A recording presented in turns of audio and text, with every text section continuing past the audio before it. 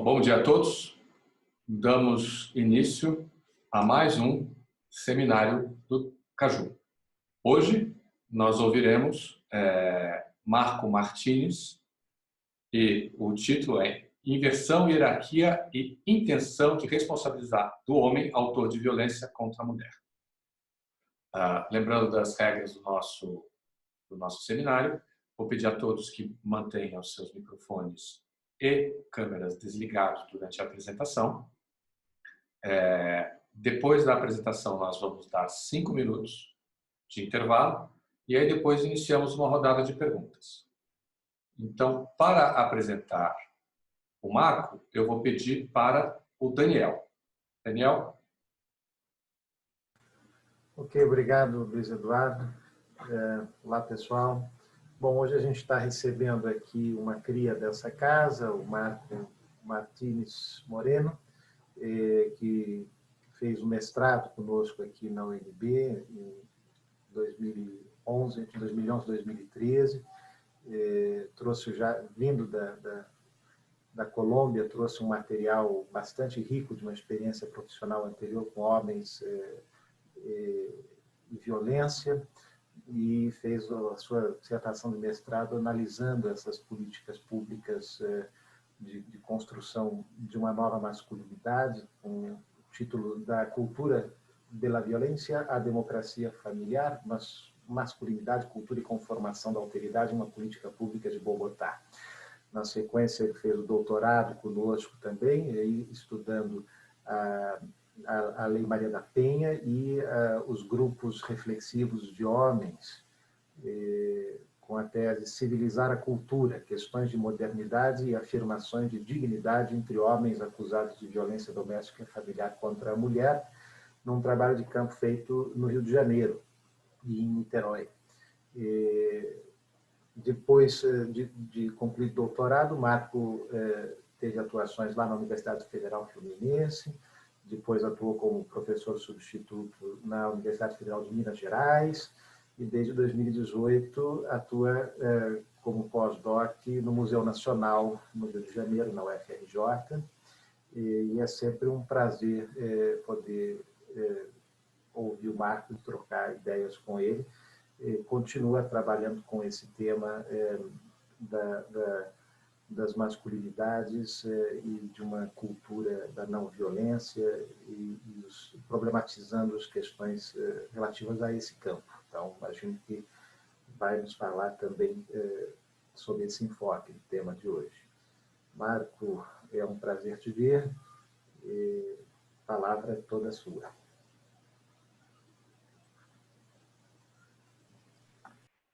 Obrigado, Daniel. Desculpe, Luiz. Não, eu só queria avisar que o nosso encontro está sendo gravado. Marco, por favor. Tá bom. Obrigado, Daniel. Obrigado, Luiz, pelo convite. Bom, estou muito contente e um pouco nervoso por expor algumas reflexões que saem do meu trabalho de campo de doutorado. E intitulei esta apresentação Conversão, Hierarquia e Intenção na Responsabilização do Homem Autor de Violência contra a Mulher. Vou passar umas fotografias aqui e vou começar minha fala.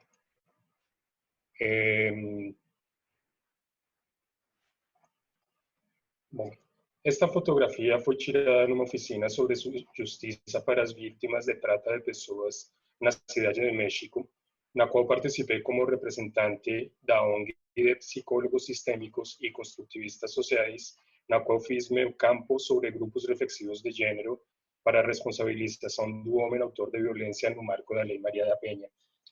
A foto fazia parte da apresentação de uma representante de uma organização multinacional que apelava à necessidade de transformar valores patriarcais para evitar a violência de gênero. Na foto encontramos a Quetzalcóatl, a serpente emplumada, divindade mesoamericana do ar, do juízo e do aprendizado, que persigue a uma vítima para consumi-la, uma mulher branca cujo corpo e alma fugem para recuperar sua liberdade.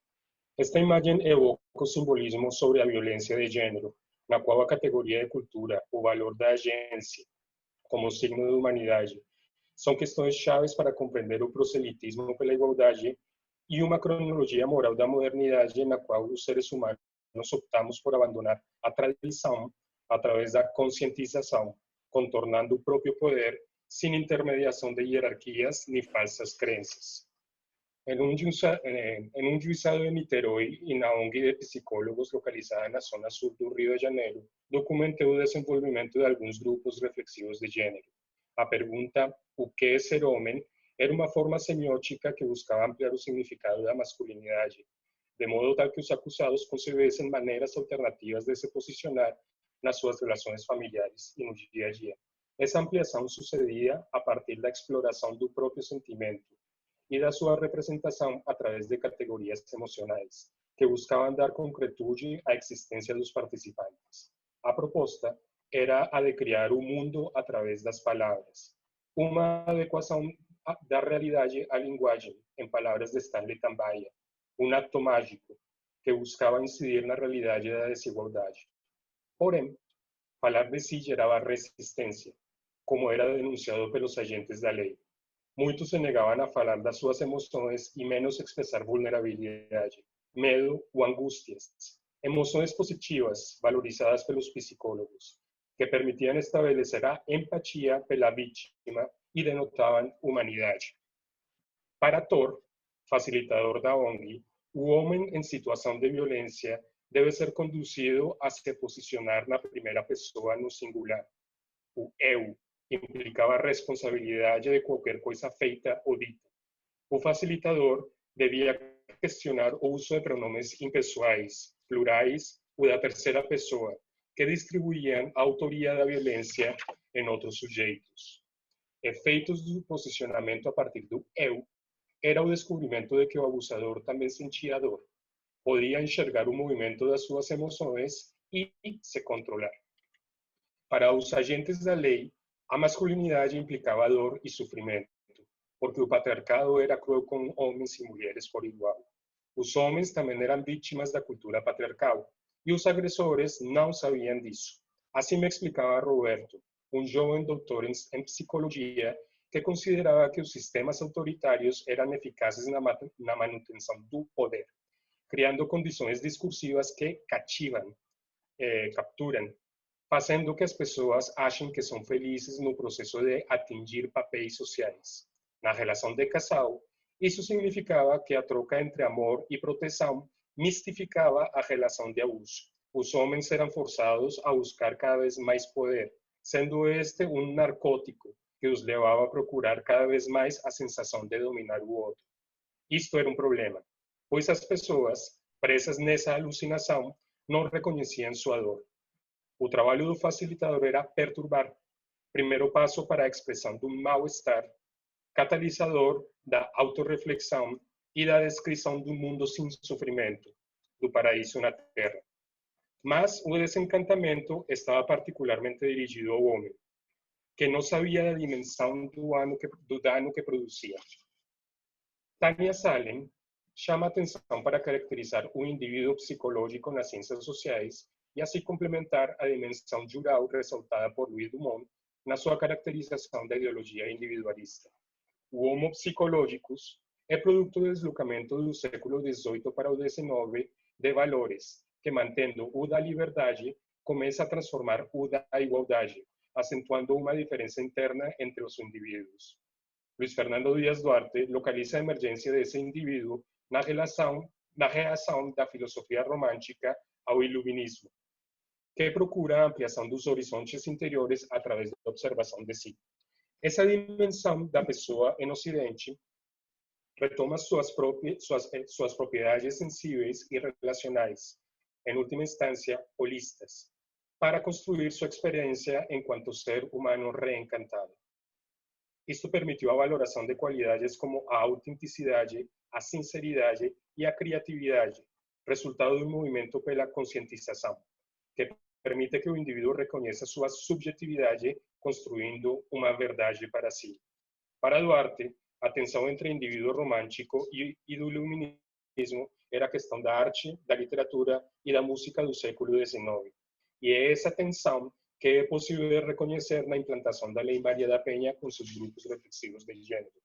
É a proclamação de que as pessoas não são autênticas e não se tornarão o que elas realmente são, seres humanos com poder, cuja singularidade, caracterizada pela diferença de gênero, deve ser reconhecida por si mesmo e pelos outros, para fundamentar a ética igualitária. Assim, a cultura, com K, como descrita por Norbert Elias ou por Salins, vira objeto de denúncia da civilização. Essa cultura, a cultura, não possibilita tal reconhecimento. Os agentes da Lei Maria da Penha são agentes civilizadores que caracterizam e buscam modificar, se não eliminar, a cultura patriarcal cotidianamente do agressor, como caracterizado por Daniel Simeão e Kelly Silva a partir do trabalho de campo em Timor-Leste. A categoria de cultura manifesta uma ansiedade epistêmica do agente civilizador e permite objetificar a alteridade, para depois depurá-la nos termos de Bruno Latour. Este é um processo de longa duração na história do Ocidente. Um exemplo é a redução de populações indígenas à polícia, ou pueblos de índios, acontecido no século XVI para eliminar a idolatria no México e na Colômbia, processo documentado por Carlos José Soares. Outro é a ação dos missionários calvinistas na ilha de Sumba, na Indonésia, documentado por Webb King, os quais acusavam de fetichismo aos indígenas para legitimar a conversão religiosa. Fetichismo fazia referência à imputação de um falso entendimento da fronteira entre humanos e não humanos, o qual, desde a perspectiva dos missionários, levava inevitavelmente aos indígenas ao erro, que ameaçavam uma verdadeira agência humana. Para os calvinistas, a libertação acontecia deixando atrás as mediações da vida espiritual dadas pelo ritual. A sinceridade na recitação do credo e a aquisição da consciência do corpo permitiam a separação entre o recitante e o mundo encantado que ele habitava.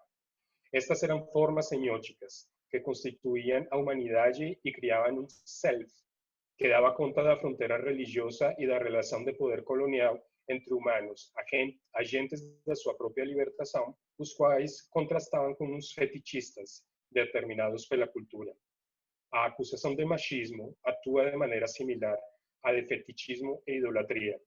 Ela dá conta da tradição e impõe a necessidade de evoluir através da criação da agência, signo de emancipação do mito do amor romântico ou da família margarina, como às vezes se conhece a família tradicional aqui no Brasil. A objetivação da cultura através da acusação do erro é uma modalidade de descontextualização que coloca a linguagem como problema moral, que constitui o objeto contra o sujeito, o qual, como aponta Saba Mahmoud, ganha reconhecimento da sua consciência política no exercício da sua autonomia. Em Niterói, Dona Aline era justa, deixava falar, ponderava as colocações dos homens acusados e afirmava sua posição como psicóloga e teóloga. Ela se definia como uma mulher moderna e religiosa. Facilitando o grupo, ela articulava suavemente cada uma de suas palavras, dando impressão de transparência. Dirigia seu olhar para cada participante. Uma interface bastante forte, mas sempre com um leve sorriso, serena e quase maternal. Vários dos acusados foram se desarmando, ficando menos prevenidos e abertos aos conselhos da facilitadora, vinculando algumas experiências de violência dos participantes a emoções como a raiva ou a mágoa.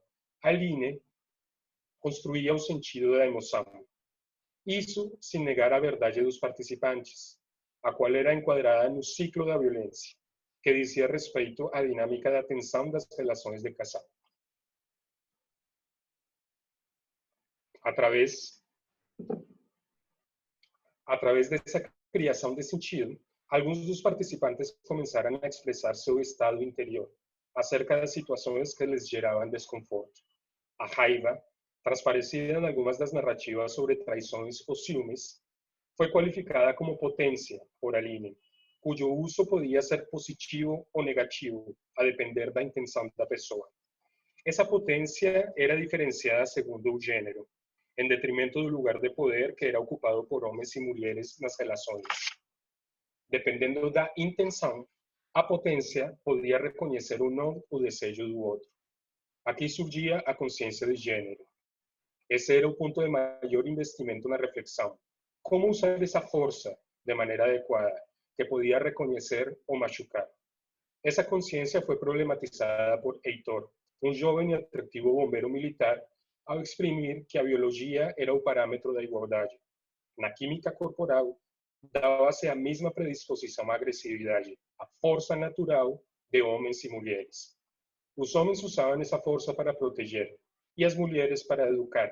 Para ele, como para outros homens, a diferença era de modo: a mulher era tão racional e inteligente quanto o homem, no momento de exercer uma violência sutil que humilha, mas ao mesmo tempo a torna vítima isenta de responsabilidade pelo sentimento do outro. A intenção de ferir era compartilhada por homens e mulheres e por isso a violência não tinha gênero.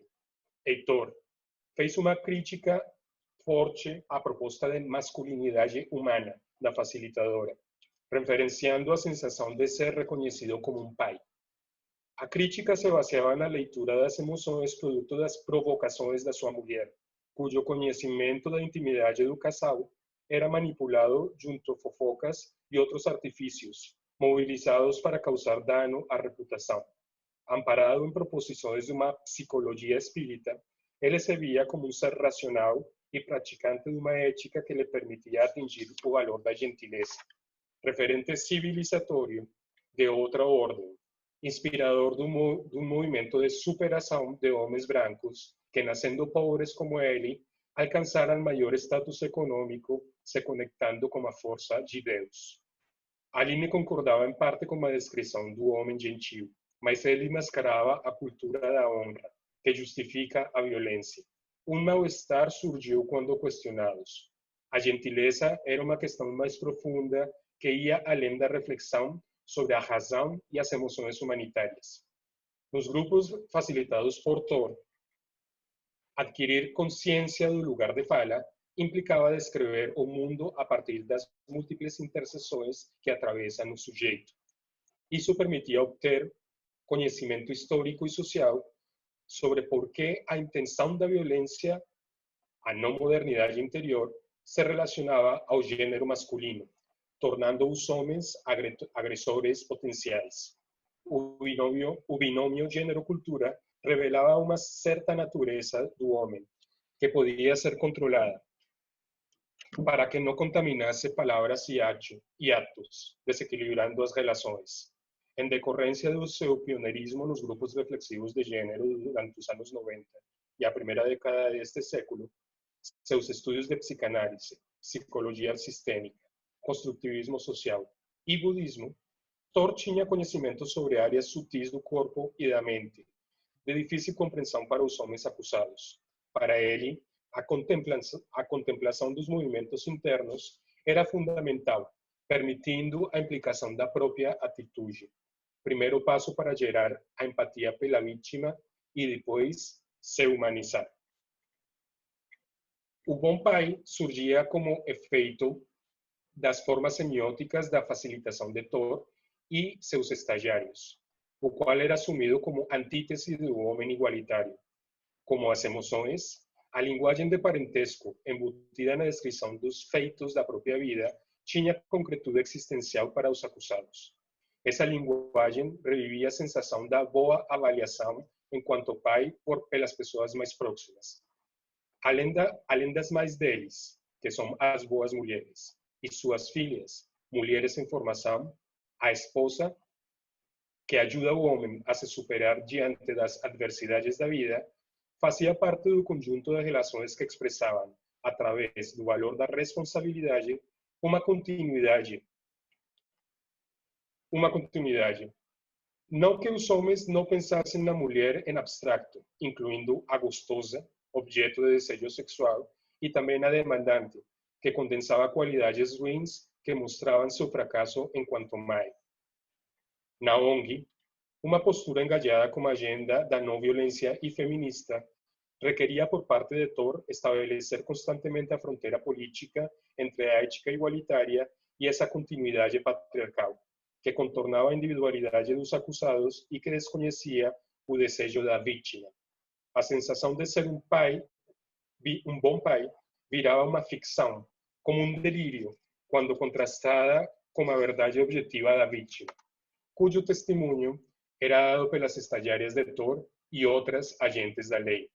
Ao serem questionados sobre as violências vividas por mães ou outras parentes, o silêncio compunha o ambiente de uma situação na qual os acusados sentiam fortes emoções difíceis de articular em um argumento. Era um silenciamento da verdade pessoal sobre as brigas, junto com o desconforto de desqualificar como não racional o bom pai que eles eram. Como no trabalho de Aline, o foco na revisão de si permitiu uma narrativa que dava conta da sensação de descarrego, que muitos dos acusados não imaginavam sentir, falando dessas emoções. Mas não por isso, eles encontravam nas emoções positivas das vítimas um sustento da dignidade. Quem é perdoado pelo judiciário é aquele que mostra sua vulnerabilidade, coisa dissonante para a autorrepresentação dos acusados. O aprendizado acerca do gênero por parte dos homens implicou a crítica a esse conceito. Vídeos pedagógicos utilizados pelos facilitadores, nos quais aconteciam trocas nos papéis de gênero, homens agiam como mulheres, criavam dos filhos e eram objeto de violência por parte das suas esposas, inclusive um deles ficava grávido, partiam do pressuposto de que era possível incorporar um gênero, apesar das qualidades corporais. A performance era vista como uma atuação, um descompasso. Os acusados insistiam que não era possível mudar de posição, de se colocar nos sapatos do outro, se pensar e agir como mulher, porque as diferenças biológicas importavam. Elas informavam o gesto, o pensamento, a intenção e, particularmente, a capacidade de reprodução. Os acusados não reconheciam o comportamento violento das mulheres naqueles curtas, como expressão aplicável a eles enquanto homens. Judith Butler anunciou que a performance coloca como manifesta uma suposta interioridade na superfície do corpo, a qual sempre está em relação com uma antecipação de significado, que termina produzindo o fenômeno do gênero. O sujeito genderizado emerge como resultado da articulação de uma cadena sintagmática específica, de um conjunto de atos e postulados que estilizam o corpo e cuja repetição ritual resulta na naturalização de um tipo de pessoa, simbolizada na diferença corporal e na intenção expressa através dele. Para esta autora, a expectativa é importante, porque, abro aspas, uma revelação fidedigna do significado é o meio através do qual essa autoridade se instala. A antecipação conjura seu objeto, fecho aspas. O gênero seria um efeito alucinatório que constitua as políticas sobre o corpo, um dos significantes da integridade do sujeito moderno. A questão da intenção e da antecipação, porém, surge como crítica central dos acusados aos atores dos vídeos e, de maneira similar à interpretação de Butler sobre o transvestismo, um símil sem realidade, uma figura ilusória. Para os acusados, a gravidez era símbolo da diferença na ordem da natureza, um argumento de condição inexplicável das coisas que são como são, nas palavras de Rony, um vendedor de camelô no centro do Rio de Janeiro. O ator da curta não podia ficar grávido. Os acusados viravam pais em relação à gravidez de uma parceira sentimental geradora de vida. Para eles, se colocar nos sapatos da mulher não era tão fácil, afinal, eles não ficavam grávidos. Essa ideia sobre a reprodução estende-se à aceitação da homossexualidade masculina. Ela impede a continuidade do eu através dos netos, criados na presença da avós. Apesar de muitas vezes estes não poderem criar seus próprios filhos, em detrimento do trabalho ou das medidas protetivas. Criar os netos era a possibilidade de influenciar na formação do caráter de esse ser amado. assegurando tanto a descendência como uma velhice acompanhada.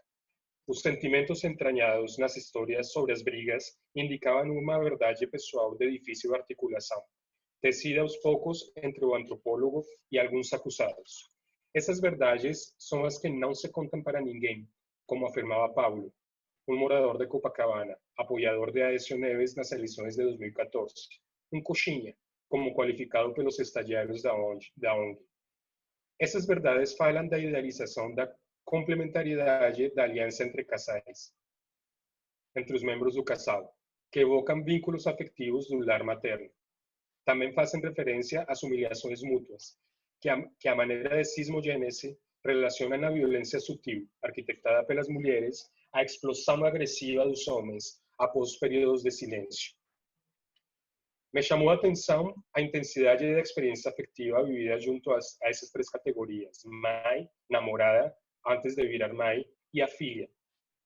Se posicionar como filho, namorado e pai fala da experiência dos homens como amantes. Tal intensidade cria um conjunto afetivo através das três relações, uma dimensão na qual eles podem se desarmar e se expressar sem ser julgados. Aquilo que pode ser chamado de uma plenitude contemplava as descrições do apaixonamento e do processo através do qual alguns desses homens decidiram conformar um lar, juntando amor e sexo. Um refúgio do concorrido mundo da rua, onde ele podia ser cuidado em retribuição ao dinheiro, alimentos, segurança e conforto produto de seu sacrifício no mundo do trabalho. Um lugar para a realização pessoal, possível graças ao suporte espiritual da sua companheira. Essa narrativa sobre sexo complementa a apreciação dos facilitadores acerca da objetificação do corpo feminino do patriarcado. Anderson, um vendedor de caipirinhas na praia sul do Rio de Janeiro, apesar das suas incontáveis experiências em puteiros, para ele o sexo não devia ser vulgar. Sua esperança era que, apesar de sua aparência monstruosa, a força do seu coração fosse acolhida por uma mulher higienizada e limpa. Uma mulher completa, nas palavras do seu José, um velho serralheiro morador da zona norte do Rio, que inspirava um ar paternal para alguns dos acusados. É difícil separar em fronteiras conceituais as gradações de intensidade que conformam esse triângulo de mãe, filha e namorada, onde a participação afetiva onde a participação torna os acusados seres sensíveis e agentes passivos da relação. Uma inversão hierárquica que promete a plenitude. O ato de se entregar evoca a ideia de uma oferenda, que pretendia consolidar o vínculo entre os amantes e a aliança dos membros do casal para constituir uma família.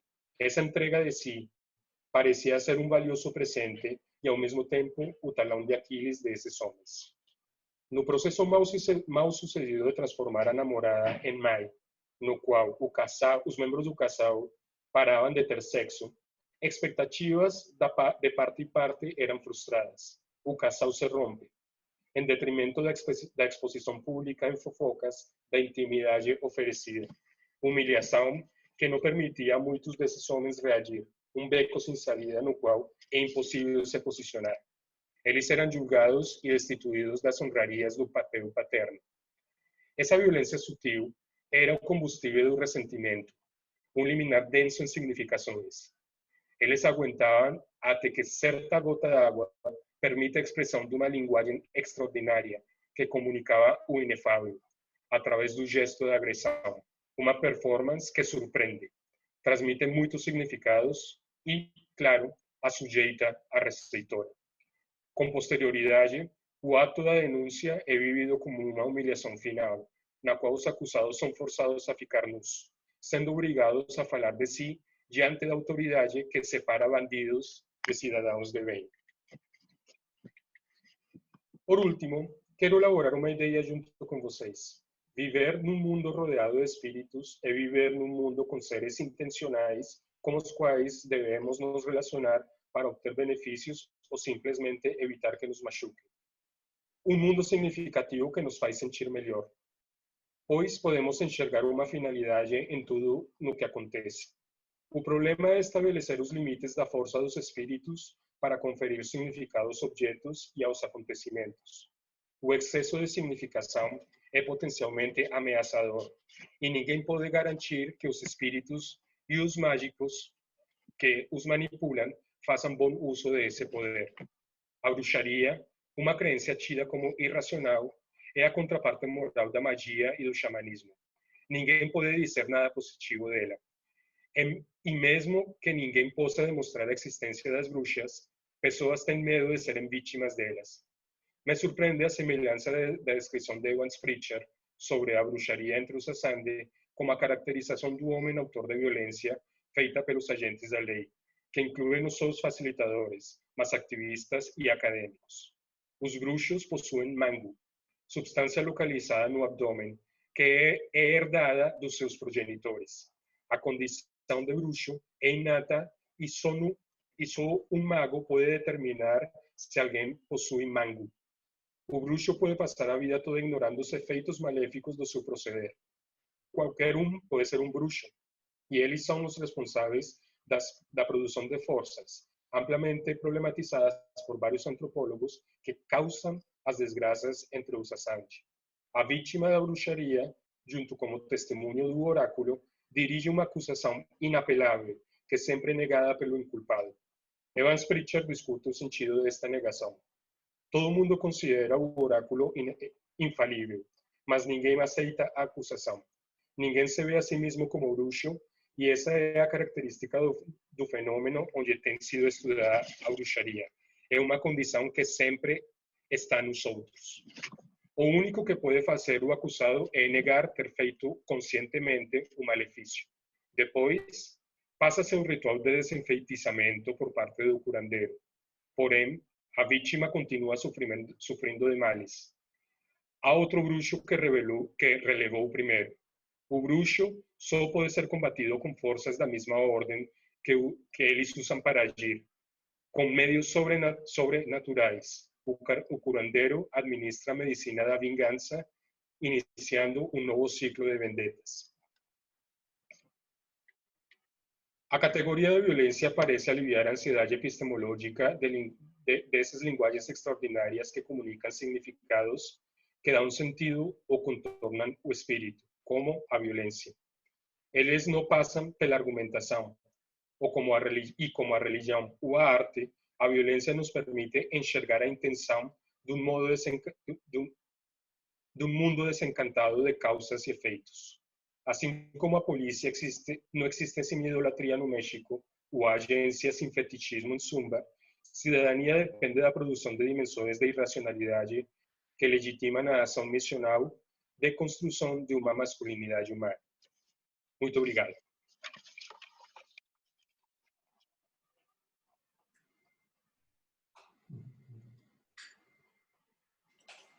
Obrigado, Marco. Então, agora a gente vai dar uma pausa de 5 minutos e depois a gente volta com a rodada de perguntas. Já estão abertas as perguntas. Quem quiser se inscrever, por favor, o faça no chat. Tá bom. Já. Bom, então agora iniciamos as perguntas. Vou lembrar a todos que na hora das perguntas, por favor, liguem a câmera e o microfone e depois de terminar as perguntas, os desliguem. A primeira pessoa inscrita para a pergunta é o Daniel Simeão. Daniel. Ok, obrigado, Luiz. Bom, Marco, obrigado pela apresentação, bastante instigante. E o que você apresenta, enfim, eu já conhecia bem boa parte disso, que é do teu trabalho de doutorado, né? E que eu acho que é algo que a gente ainda precisa explorar melhor, que é essa ideia dos agentes da lei como agentes civilizadores, né, de uma cultura da violência que é estigmatizada como tal, mas no teu campo, e você explorou, acho que isso aparece assim um pouco subliminarmente no texto que você trouxe hoje aqui para a gente. Quer dizer, para quem não está familiarizado com isso, é bom lembrar que esses grupos reflexivos ocorrem no âmbito de um enquadramento legal, que é da Lei Maria da Penha, que esses homens que estão lá, ao menos parte deles, são encaminhados pela justiça, pelo sistema penal, né? E aí você tem um choque interessante entre distintas vocações civilizacionais. Aquela desses atores do campo da psicologia, da psicanálise, que estão trabalhando com esses homens num registro de um processo de individuação, de construção do seu e de afirmação do seu self individual, e que tem uma receita para fazer esse feitiço, né? Quer dizer, que a feitiçaria aí desse processo de individuação é uma, mas boa parte desses processos se dá enquadrada num outro campo social que também busca civilizar, que é o campo do direito, onde muitos dos atores institucionais aí também se julgam com esse papel, com essa vocação disciplinadora de condutas, de construção de uma civilização sem os quais estaríamos imersos na barbárie e tal. E você traz também na tua descrição um outro elemento que é a religião, né? Figuras ligadas a igrejas, né? Que também tem uma vocação conversora, de conversão do outro e tal, e redentora. A própria palavra de redenção está muito associada à religiosidade, né? Então, eu queria te ouvir um pouquinho mais, se você pudesse, não sei o que mais que você, desde a conclusão do teu trabalho de pesquisa, se te ocorre alguma reflexão sobre esse choque entre essas três esferas, porque me parece que essa tua provocação final das feitiçarias é interessante, porque nós temos visto hoje no Brasil cada vez mais feitiçarias judiciais, né? Quer dizer, em que os atores do sistema jurídico vão atropelando formas e procedimentos, né? Isso que tem chamado de feitiçarias. Alguns comentaristas, né, políticos falam em feitiçarias. O sujeito foi lá fez uma feitiçaria no Supremo, porque são esses malabarismos para contornar restrições legais, em geral contrárias a princípios garantistas, né? Mas também, e ao mesmo tempo, temos visto também um crescimento muito forte da presença evangélica no campo político e no campo judicial, né? E esse campo psicanalítico para a construção do sujeito parece uma coisa que vai sendo perdida, que é o campo, vamos dizer assim, onde haveria algum refinamento entre racionalidade e emoção, né? A minha hipótese, um tempo atrás, era pensar o judiciário como um esforço, os processos judiciais como um caminho para a individuação, mas recentemente eu e o Luiz Roberto fizemos um artigo em que a gente analisa isso, em que não é bem assim, porque as contradições do campo judicial oscilam entre um processo de individuação e a arbitrariedade do campo judicial e a sua permeabilidade a atores ligados à religião também trazem para dentro dele a família como um valor e essas representações todas sobre o papel do homem, o papel da mulher e tal, numa estrutura hierárquica. Então, essas coisas se misturam nesse campo de ação. E a experiência de pesquisa que você traz para a gente é riquíssima em mostrar os conflitos e as tensões entre essas diferentes perspectivas do papel disciplinador da conduta em instituições judiciais, em casos de violência especificamente, né? Mas permite a gente explorar essa tensão, onde é que entra a feitiçaria aí, e como elas são negociadas, né, entre esses diferentes atores, para contornar o que a lei diz, na verdade, né? Então, assim, são ideias que, tentando atualizar um pouco essas questões para o cenário político de hoje, né? Se não há caminhos a pensar sobre isso, se você tem, como é que você tem, se é que você tem pensado sobre isso, dos dobramentos aí da tua pesquisa.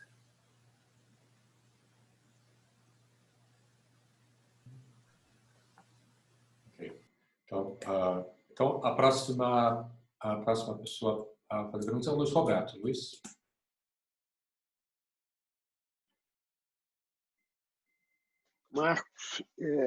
Marco, boa tarde mais uma vez. Bastante interessante a sua exposição. Como nós já conversamos em alguns outros momentos sobre o seu material de pesquisa, inclusive sobre a sua tese também, que eu fiz parte da banca, e o Daniel mencionou, é um aspecto que eu gostaria que você explorasse um pouco, se você acha que esse material apresentado permite desenvolver mais, seria a diferença, digamos, nessas sessões terapêuticas, né? Nos diferentes fóruns, as mais ligadas à estrutura judiciária, mas também aquelas experiências feitas no âmbito de ONGs, digamos, num espaço mais diferenciado e com uma orientação, digamos assim, terapêutica mais forte. O que nós já conversamos antes, eu gostaria que você explorasse, se possível, se é possível identificar uma diferença entre conversão, digamos assim, por um processo de persuasão não reflexivo ou por um processo, digamos assim, de persuasão meio impositivo, né? E uma eventual conversão que envolvesse alguma dimensão de elucidação que pudesse ser identificada, digamos assim, com a produção de uma nova visão do homem agressor, que essa nova visão refletisse uma melhor compreensão do conflito e do problema vivido. Você falou um pouco sobre bruxaria, deu exemplos dos Azande, etc.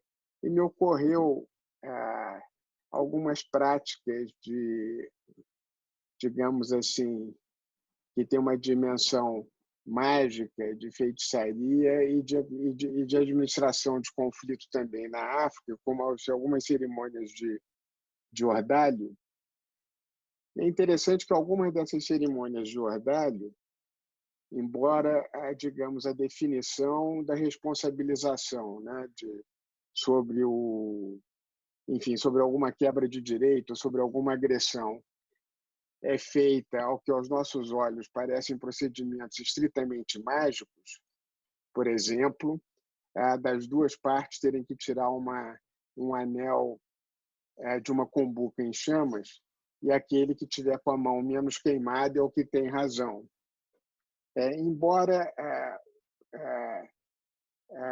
isso defina a responsabilização, é interessante que relatos sobre o que acontece após o ordalho, após a cerimônia de ordalho, às vezes refletem, digamos assim, a construção de novas narrativas sobre o acontecido, e até a pessoa que eventualmente, que no primeiro momento negava integralmente a acusação que lhe teria sido feita de bruxaria, mas que sai com a mão mais queimada, e essa passa a ser uma definição, digamos, absoluta desse procedimento de ordalho, essa pessoa acaba aceitando a acusação e construindo uma nova narrativa sobre o acontecido, que eu não sei dizer, porque é por causa do material assim disponível, se viabilizaria uma visão mais elucidativa do problema, mas ele efetivamente elabora uma visão que permite uma reinserção plena na sociedade, inclusive na relação com o grupo agredido. Enfim, a questão é mais pensando no seu caso, se é possível, você acha, nas diferentes práticas, digamos, que eu vou chamar aqui de terapêuticas, né, que fazem com que o homem reflita, né, as práticas reflexivas, sobre esse processo de agressão à mulher, se você poderia identificar desfechos diferentes. Um desfecho, digamos assim, de uma conversão em estilo religioso, né, que você acaba sendo persuadido a incorporar uma crença de forma irrefletida, e um processo que talvez conversão não fosse a melhor palavra, mas de mudança de visão, no qual você pudesse identificar uma dimensão reflexiva e algum aspecto de elucidação. Era isso, mais uma vez, obrigado pela sua exposição, Marco. Então, Marco, passo a palavra a você agora para responder. Bom, obrigado, Daniel, obrigado, Luiz Roberto. Como vou começar a responder? Acho que eu vou começar a falar sobre a questão de elucidação conversão para depois passar a um plano mais amplo, que o que o Daniel está chamando a atenção. Os grupos reflexivos de gênero na sua origem, como já tem sido documentado, digamos, são uma forma uma maneira digamos, de terapia de grupo que tem sua origem na Inglaterra, basicamente, e nos Estados Unidos, e que chega no Brasil via, digamos, o que poderíamos chamar camadas médias intelectualizadas. Homens que, a partir dos anos 80, depois durante o processo de redemocratização, começam a questionar sua própria masculinidade em contraste de uma masculinidade autoritária identificada basicamente nos pais deles e nos militares, na estrutura, digamos, de governo da época. Esses homens profissionais todos, digamos, assumem uma perspectiva próxima do que hoje em dia se chama dos direitos humanos e de uma perspectiva feminista. E, digamos, e são homens, muitos deles, que terminaram estudando psicologia. E por isso eu chamo a atenção, digamos, desse desenvolvimento da ideia de um indivíduo psicológico, nessa tensão entre iluminismo e romantismo, para ver como, digamos, a psicologia e, digamos, estas técnicas de grupo fazem parte de uma longa tradição de individuação e de criação de um espaço interior relacionado à tradição cristã. Por vários processos, estes grupos chegam à Lei Maria da Penha, e não só no Brasil, na Colômbia, no México, em outros lugares, são vinculados às políticas de enfrentamento da violência de gênero e de ser grupos de adesão voluntária, no qual poderíamos falar que teria uma elucidação, nos termos do professor Luiz Roberto, onde a violência e a autoridade era vista no topo da sociedade, na elite, passam a ser grupos de participação compulsória, que replicam, pelo menos no Brasil, a estrutura do judiciário brasileiro, onde a lei é para governar e, digamos, governa quem? Pobre, negro, favelado, nordestino. Então, sinceramente, eu vejo difícil um processo de elucidação. Obviamente, isso está aberto para o debate, porque, digamos, existe um amplo consenso da efetividade destes grupos por parte dos psicólogos e dos agentes da lei. Digamos, ¿por quê? Precisamente por isso estou evocando a figura da bruxaria como uma, digamos, em termos cognitivos, como um não racional. E, digamos, o uso da categoria de cultura patriarcal, patriarcado, masculinidade hegemônica, entre outras categorias, o que faz, desde meu ponto de vista, é negar essa experiência afetiva de criação de um papel de ser um bom pai.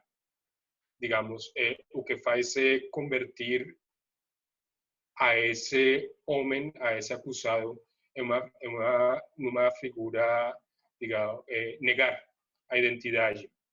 E não sei se fui claro na minha exposição, os testemunhos da vítima, os silenciamentos, digamos, são a reflexão digamos, existe um momento no qual, digamos, as pessoas começam a contornar uma ideia de emoção, digamos, descarregar emoções, descarregar cargas, descarregar coisas que não tivessem imaginado falar antes para ninguém. Mas, infelizmente, esses processos duram entre 8 e 12 semanas e talvez, a partir daí, fazendo um seguimento, poderia ter esse processo de elucidação que eu acho muito mais extenso. O que acontece, digamos, com esta provocação de o homem autor de violência como se fosse um bruxo, é precisamente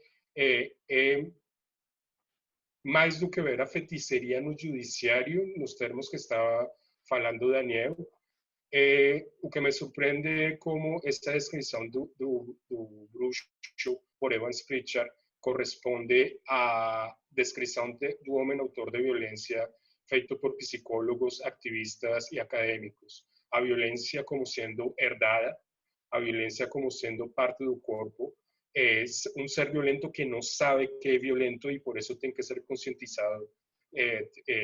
Digamos, o curandero tiene que descubrir un mango, así como o psicólogo tiene que construir la idea de violencia y a implicación de sí no hombre autor de violencia, y a violencia como un acto, digamos, de supersignificación, de mucha intensidad,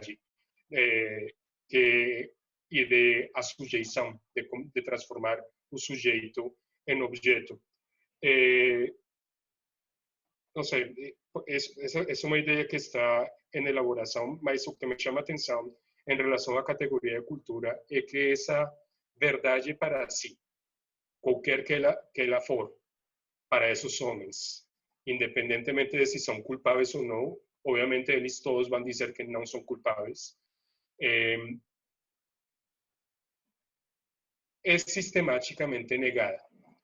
A maneira deles criarem, de se posicionarem como pais, a figura do pai, que, digamos, te brinda uma identidade, um reconhecimento como pai, e como um processo ao longo do tempo para alcançar essa figura, é sistematicamente negada, atribuindo que essa não é uma forma correta de paternidade.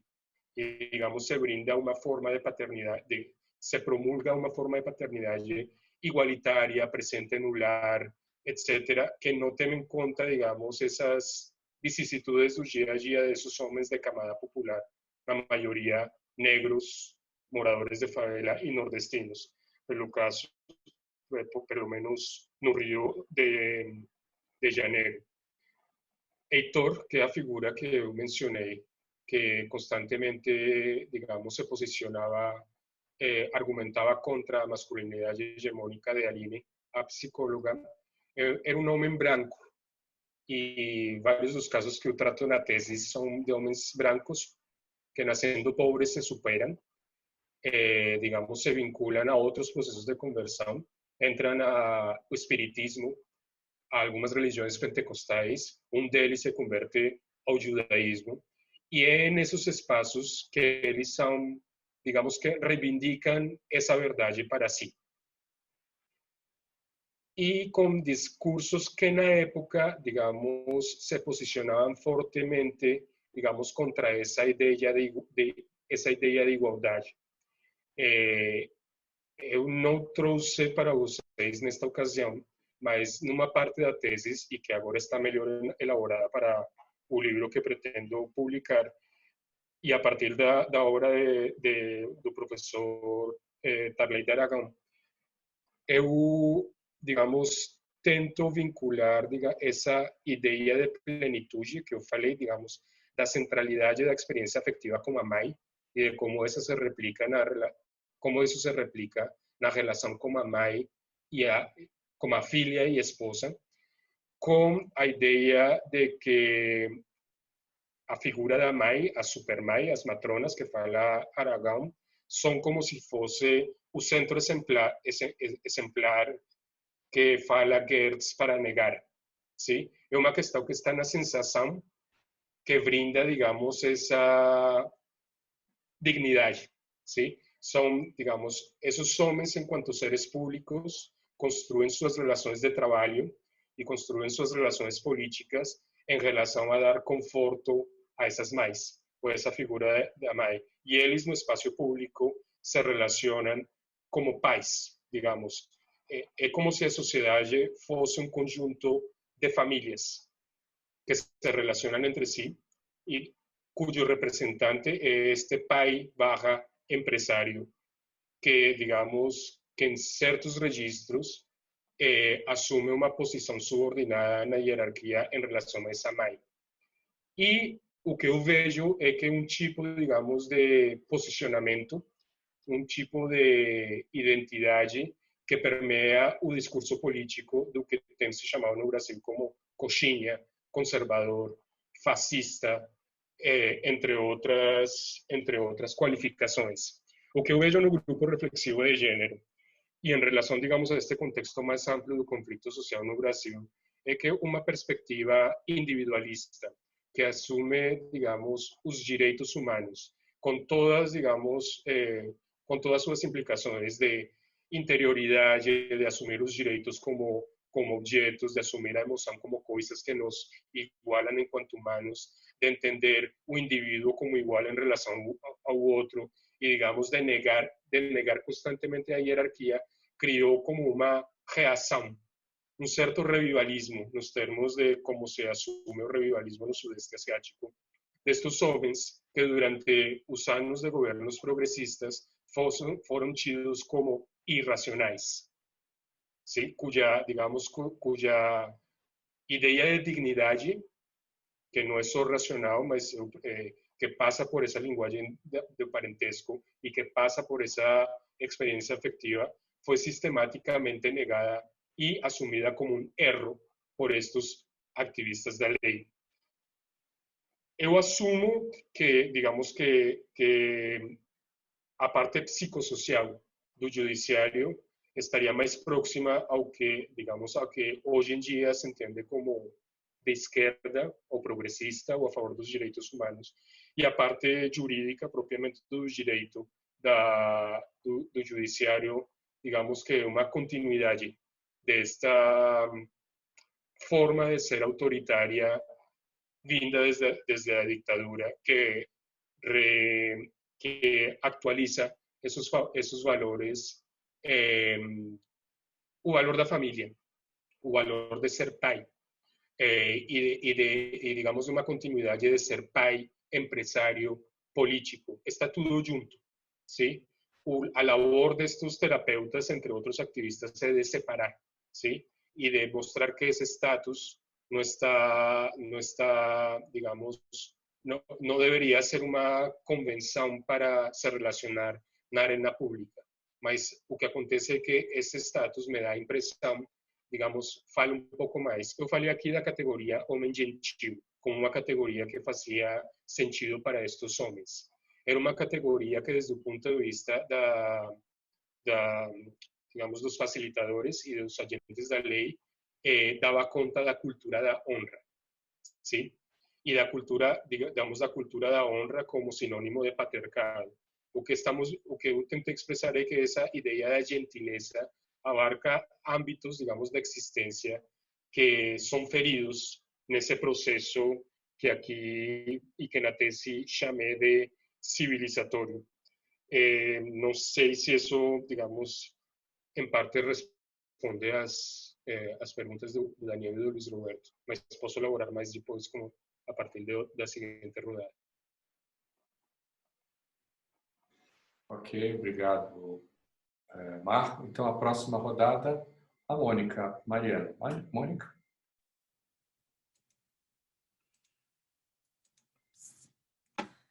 Olá, boa tarde. Eu queria saber, Marcos, se nessa sua pesquisa de campo, no seu trabalho, você encontrou algum caso de mulheres agressoras e que estavam passando por esse processo de terapia, e como é que foi a construção, como é que foi a vivência, né? Como é que foi a construção do grupo em relação a essa mulher? Que eu vi que você descreveu casos em que os homens falavam de agressões mútuas, mas que essa agressão ela foi muito tipificada, né? Uma agressão masculina como uma agressão física e uma agressão feminina como uma agressão mais psicológica, ligada à fofoca, né? Ligada à capacidade de irritar o parceiro, mas se você encontrou casos opostos e como isso foi entendido pelo grupo e categorizado pelo grupo. Obrigada. Ô Marco, eu tenho algumas perguntas também. Achei super interessante a sua apresentação, parabenizar pelo trabalho. Enfim, a gente já conversou alguma coisa sobre isso, né? Sobre coisa. Então, eu tenho assim várias perguntas, enfim, que tem mais a ver com minha curiosidade. Então, a primeira curiosidade que eu tenho é a seguinte: como foi que as pessoas da ONG que vocês estão receberam o seu trabalho? Porque, afinal de contas, o seu trabalho está tratando de tem um certo viés crítico a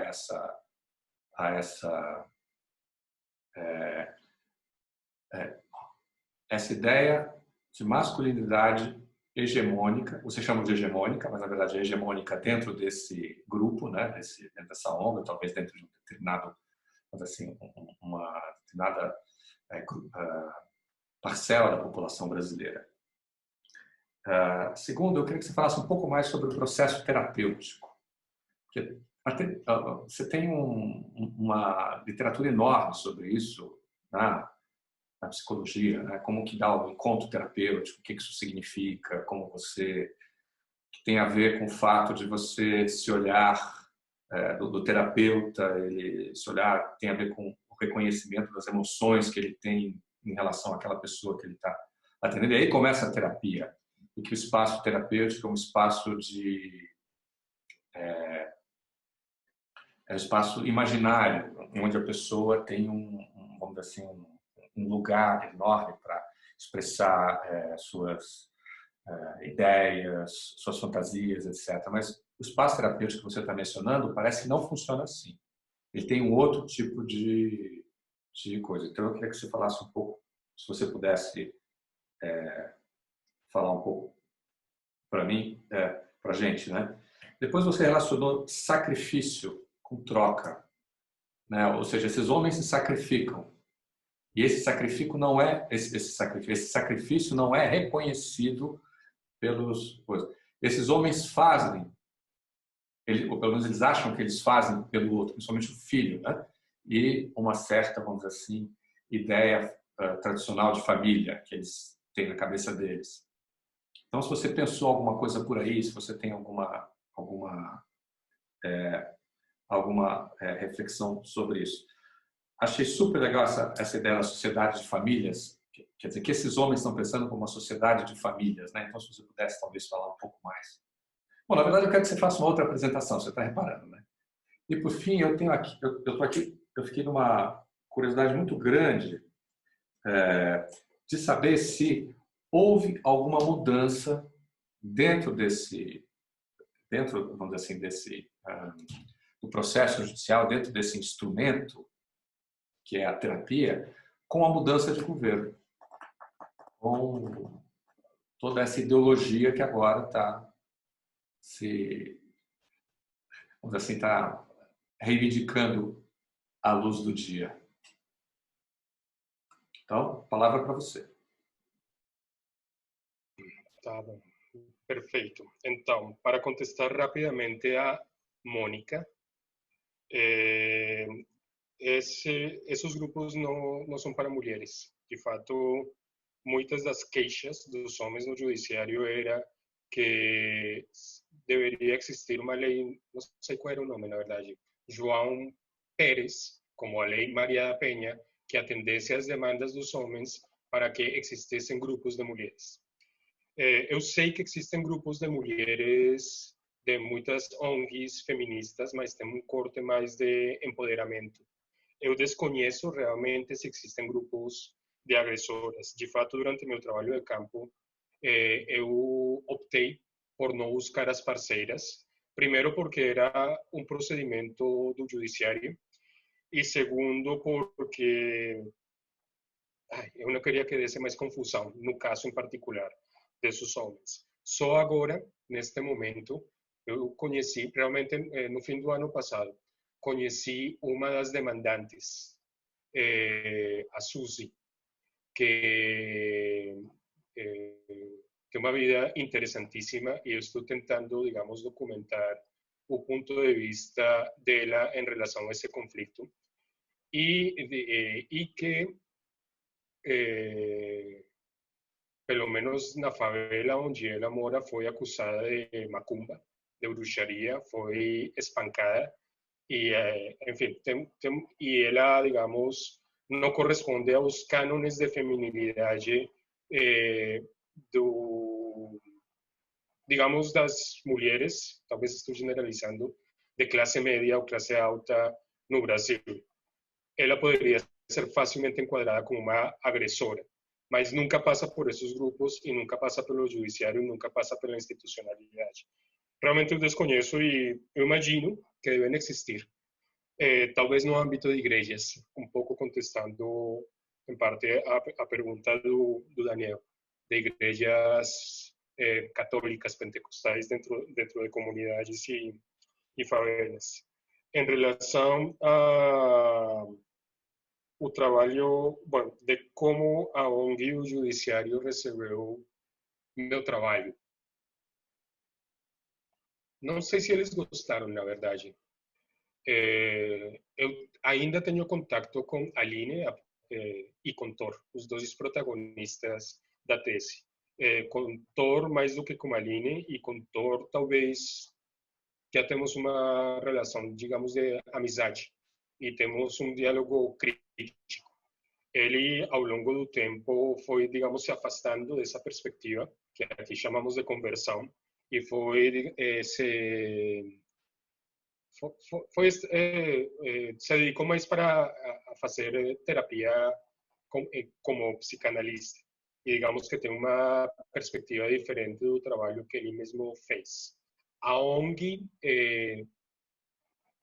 não sobreviveu, digamos, à crise econômica, e nunca apresentei minha tese para eles. Mandei o documento via e-mail e não tive nunca um feedback. Neste momento, minha professora de inglês é uma das protagonistas, uma das facilitadoras dessa tese, e temos uma troca, digamos, bastante aberta, e ela acolhe bastante bem minhas ideias. E, de fato, ela me ajudou a elaborar algumas das ideias acerca da psicologia como magia e do homem autor de violência como se fosse um bruxo, que aqui eu apresentei. Ela tem uma vida interessantíssima como activista contra a ditadura, ficou exiliada, socióloga, e digamos que essas pessoas que trabalhavam na ONG assumiam seu trabalho civilizatório, mas ao mesmo tempo tinham a abertura de acolher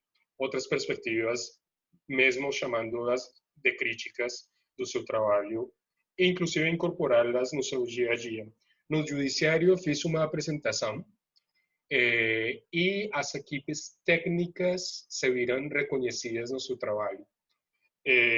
Não houve tanto discussão em torno da ideia de cultura, civilização, a missão, digamos, esta ideia de conversão, mas sim, digamos, de como era importante como um tipo de reconhecimento de um trabalho que na época era invisível e que demandava muito esforço e muito trabalho de organização por parte das equipes psicossociais.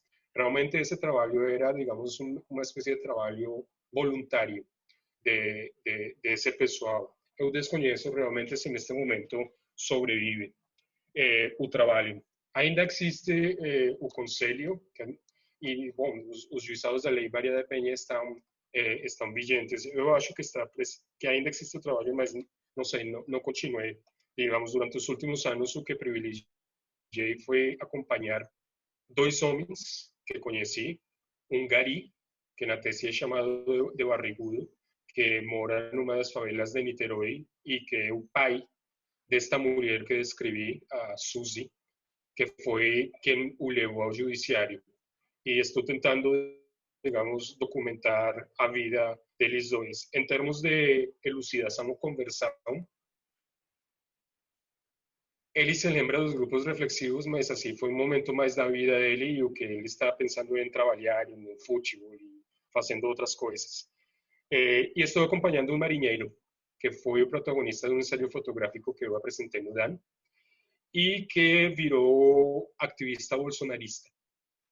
E que, digamos, reivindica vários dos elementos que eu apresentei aqui em torno da ideia de força, da ideia de família e, digamos, dessa continuidade afetiva que eu mencionei em relação à ideia de mãe, da ideia da mãe.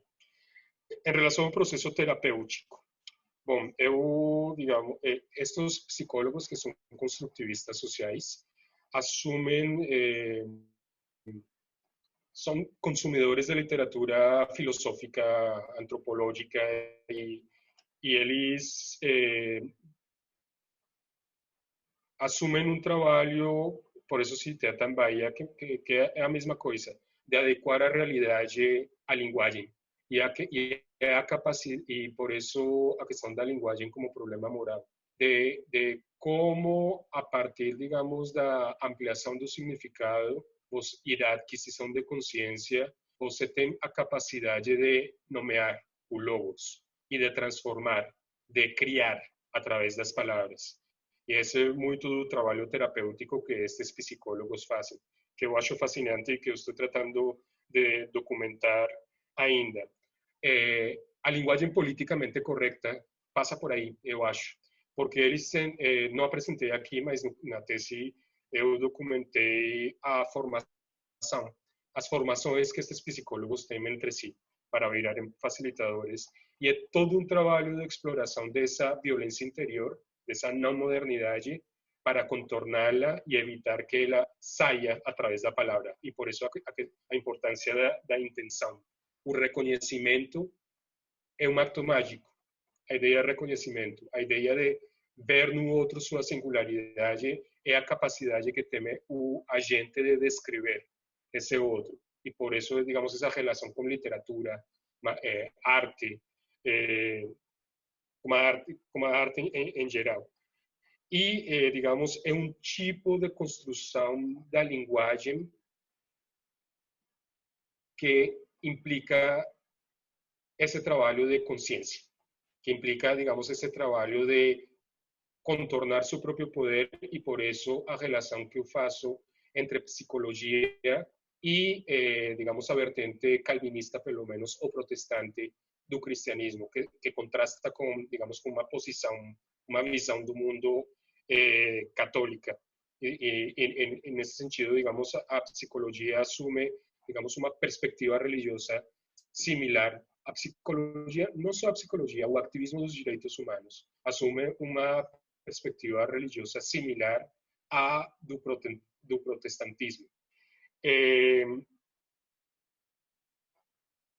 Nesse sentido, a violência, digamos, eu estava conversando isso com um amigo e não sei se vocês assistiram Game of Thrones, quando esta rainha dos dragões, digamos, ficava com raiva e falava Dracarys, e os dragões cuspiam fogo.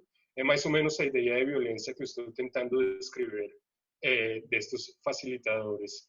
É uma coisa que sai de si e que você tem que contornar, aprender a contorná-la, para que não machuque. E, pelo contrário, para que reconheça a singularidade do outro. A ideia de sacrifício era uma ideia amplamente evocada pelos homens. Obviamente não, mas como em outras esferas também as mulheres faziam, digamos, evocar a ideia de que eles se sacrificam pelos outros era uma tentativa, digamos, de mostrar essa boa pessoa que eles eram, de construir esse lugar moral em relação ao antropólogo e a outros interlocutores como algum tipo de autoridade dentro do judiciário, por exemplo. Era uma maneira de mostrar de que eles eram corretos e de negar a acusação, como eu mencionei. É a partir dessa ideia de troca, e um pouco vinculando com algumas leituras sobre psicanálise que eu estou fazendo neste momento, e muito influenciado pelo legado da Escola Sociológica Francesa, de que eu começo a pensar este registro da afetividade nos termos de participação, como o Levi-Rulf falava, dessa continuidade, dessa não separação, digamos, dessa de tentar ver além, se é que é possível, talvez eu esteja imaginando, da separação entre sujeito e objeto que nos constitui como pessoas em Ocidente, porque precisamente essa linguagem de parentesco e essa continuidade afetiva dá conta dessas, digamos dessas dádivas, desses intercâmbios que acontecem em múltiplos planos, incluindo o plano afetivo, que não quero chamar aqui de inconsciente, mas digamos que tem muitas emoções embutidas, entranhadas no vínculo entre mãe e filho, que pretendem ser replicadas depois em outros espaços, como a relação com a namorada e particularmente com a filha, que é uma relação que aqui não explorei. E um tipo de relação onde, digamos, sacrifício, dádiva, entre outras questões,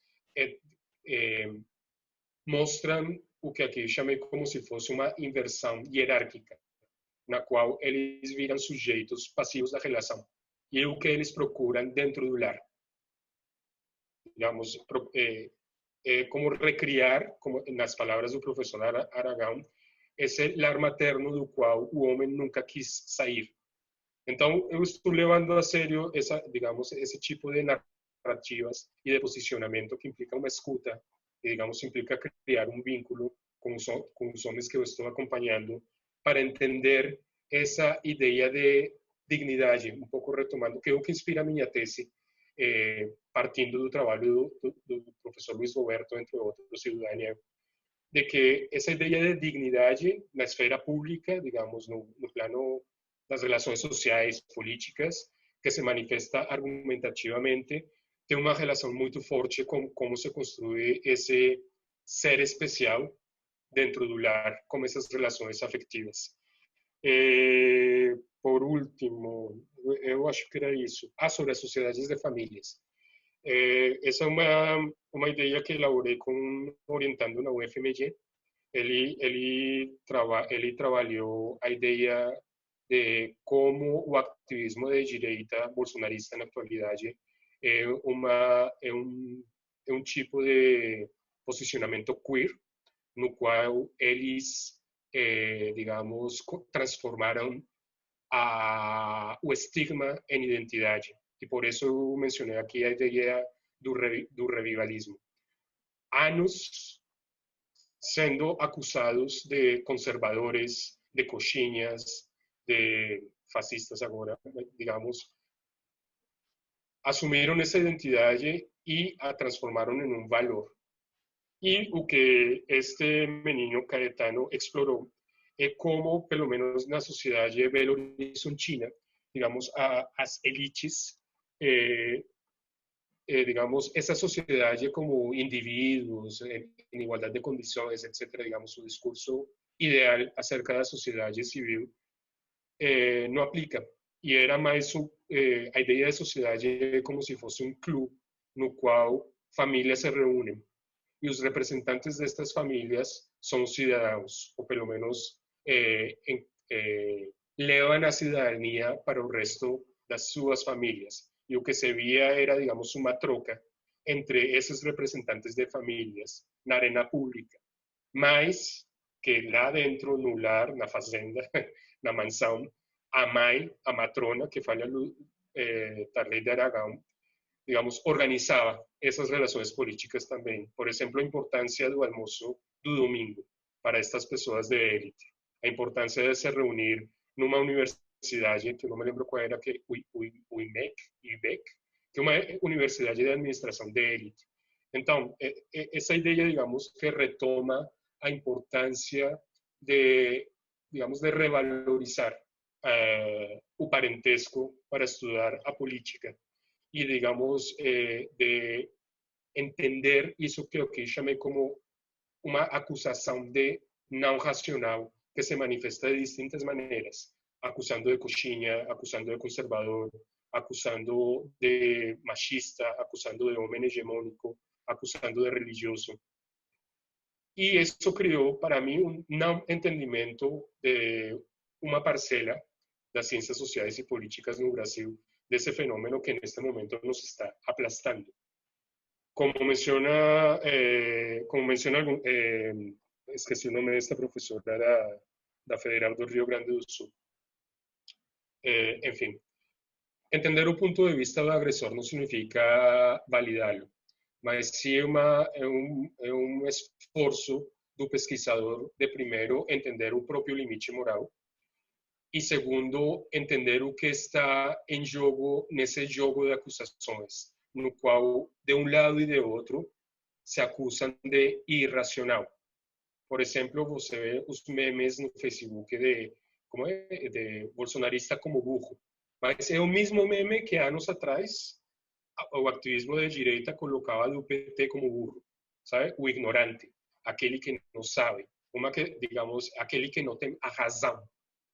Então, digamos que o que eu trouxe aqui, trazendo estas ideias acerca de tentando vincular a magia, tentando vincular a ideia de bruxaria, de trazer o parentesco e de entender, digamos, a implantação da lei e da cidadania no Brasil a partir destes referentes, talvez pode abrir luz para compreender por que a popularidade de um ser que, desde meu ponto de vista, é muito problemático, grotesco, como Bolsonaro. O que está apelando? É uma coisa que, desde meu ponto de vista, não passa por um registro necessariamente da racionalidade, mas desses apegos, desses afetos, dessas lembranças, dessas idealizações, dessas paixões que constituem sociedade em outros termos. Eu acho que seria isso. Não sei, professor Luiz Eduardo, se teria alguma... Não, temos mais perguntas. Christian, é com você. Tá conseguindo me ouvir? Sim. Peço desculpa, mas não tá funcionando o vídeo. Ok. Tá? Era só um instantinho. Deixa eu botar de volta, então, a figura aqui do Marco. Pode falar. Boa tarde. Então, tipo, eu sou um estudante da Itália e eu tô fazendo pesquisa no centro de intervenção com homens violentos e só que na Itália até hoje não tem uma lei tão específica como a Maria da Penha. Então o que acontece muitos homens até hoje que participam desse grupos de reflexão são voluntários, entre aspas, no sentido que eles são puxados pelas esposas ou pelas parceiras, ou tem casos do juizado pela criança que tipo encaminha os pais, mas até hoje tem mais pessoas que são mais ou menos voluntários que participam nesse grupo de encontros que pessoas incriminadas. Então, tipo, no penal. E eu falei com vários operadores que me perguntavam sobre a minha experiência no Brasil e, no específico, a questão dos homens que eram encaminhados nos grupos de reflexão pelo juizado e porque denunciados pelas esposas, pelas parceiras. E eles sentiam, eu acho, essa questão que você está falando, tipo, da ansiedade de trabalhar com homens que participavam nos grupos com uma intenção completamente diferente, porque num caso, tipo, nos casos assim, que os homens são voluntários, sempre entre aspas, eles participam porque são, como posso dizer, tipo, puxado, tipo, uma chantagem pela parceira. E no caso no caso onde tipo é o juizado que encaminha os homens, eles são o grupo de reflexão vira uma pena alternativa ao cárcere, à cadeia. E E então eu queria te perguntar um pouco sobre, Marcos, sobre essa questão, tipo, se você percebeu muita diferença no tratamento dos homens que participavam pelo marco da Lei Maria da Penha e homens que participavam porque, tipo, voluntariamente. O que você acha? Tá bom. Obrigado. Não sei se alguém mais... Bom, então vou responder. Christian, eu não documentei, eu não presenciei grupos de homens voluntários. Neste momento, no Rio de Janeiro, existem alguns que estão relacionados, digamos, com uma questão mais mística de reencontrar a masculinidade. Dois tipos de grupos. Uns, como misticismo não é a palavra, mas encontrar, digamos, revalorizar uma essência masculina a través de uma série de rituais e de conversas para virarem, digamos, para afirmar uma masculinidade que aqui eu chamei humanitária. Eu levantei informação sobre os grupos dos anos 80 e 90, destes pioneiros dos grupos reflexivos de gênero da Lei Maria da Penha, que eu mencionei um pouco aqui, que eram homens de camadas médias ou altas, instruídos, que se posicionavam contra os valores da ditadura e que, na época, eles sendo jovens, digamos, herdavam os valores da contracultura. E assim, digamos, o consumo de arte, de literatura, de psicologia, posteriormente de literatura de gênero, digamos, informou, digamos, um movimento através do qual eles questionavam seus privilégios, como assim eles mencionam, para reconhecer a igualdade e a humanidade das suas parceiras, companheiras, familiares, num movimento muito de oposição à relação que eles tiveram com seus pais, familiares, e o que eles viram como exercício de governo por parte da ditadura. Os homens, digamos, da Lei de Maria da Penha não vão voluntariamente. Eles são convidados pelo juiz, entre aspas, para assistirem, mas, claro, se você não aceita o convite desta pessoa tão poderosa, isso vai ser muito mal visto durante o processo jurídico e terminam assistindo. Alguns deles desistem e têm que repetir o processo. E, digamos, alguns deles escutam. Não estou dizendo que... Talvez eu gostaria de matizar minha resposta anterior. Não estou dizendo que não mudem, não devem ter uma elucidação, mas escutam. Muitos deles são homens, digamos, uma pessoa que seria vizinho do bairro, sei lá. E mesmo aqui, olha meu preconceito, mesmo os favelados escutam, se posicionam, não falam, mas estavam escutando. Depois, fora do juizado, eles falavam coisas acerca de seus grupos e entendiam esses grupos como um aconselhamento, como um tipo de terapia de casal coletiva. ¿Sí? E alguns deles, por exemplo, o Barrigudo, que eu estou acompanhando neste momento, voltou em um par de ocasiões para falar com a Aline, a psicóloga, e pedir aconselhamento. Quer dizer, chama a atenção aqui a ideia do conselho, ¿sí? De aconselhar, que tem a ver... não é propriamente uma instrução, não é um aprendizado. Alguns deles chegam como se fosse... terminam sentindo como se fosse uma réplica dos anos juvenis na escola, assim, como uma aula muito entediante. Outros deles acolhem isso como se fosse um conselho. Eu gostaria de ler seu trabalho depois, quando terminasse na Itália, como acontece esse processo, pois desde o ponto de vista, digamos, da América Latina em geral, do que eu sinto aqui no Rio de Janeiro, não posso generalizar para o Brasil, os brasileiros, porque não sou brasileiro. Europa é o referente civilizatório para estas terras baixas tropicais. E o que lá acontece tende a replicar aqui. Então, me chama a atenção de que uma coisa, digamos, tão fortemente implantada na América Latina agora vá e retorna para a Itália. Bom, e tem toda esta coisa que alguma vez falamos, Cristian, de um mundo mediterrâneo versus um mundo, chamemos assim, do norte, ou germânico, não sei como chamar, na verdade, que eu acho que está pautando essa ideia de uma transformação de uma masculinidade, latina, por falar de alguma maneira, mas isso é só uma suposição. Que mais? Outra coisa, também existe estão saindo uma série de grupos de homens nas igrejas católicas em particular, terços de homens, terços, acho que se chama, rosário em espanhol, de homens.